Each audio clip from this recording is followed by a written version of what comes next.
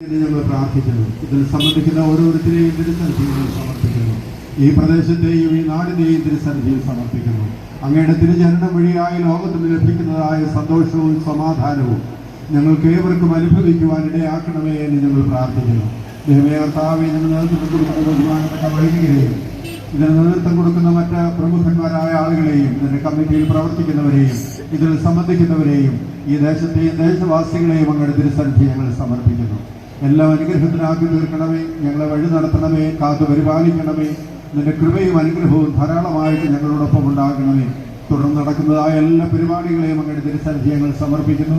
എല്ലാം അനുഗ്രഹത്തിനായി അങ്ങയുടെ തിരുനാമത്തിനാക്കി തീർക്കണമേ എന്ന് ഞങ്ങൾ പ്രാർത്ഥിക്കുന്നു. കൃപയോട് കേൾക്കണമേ.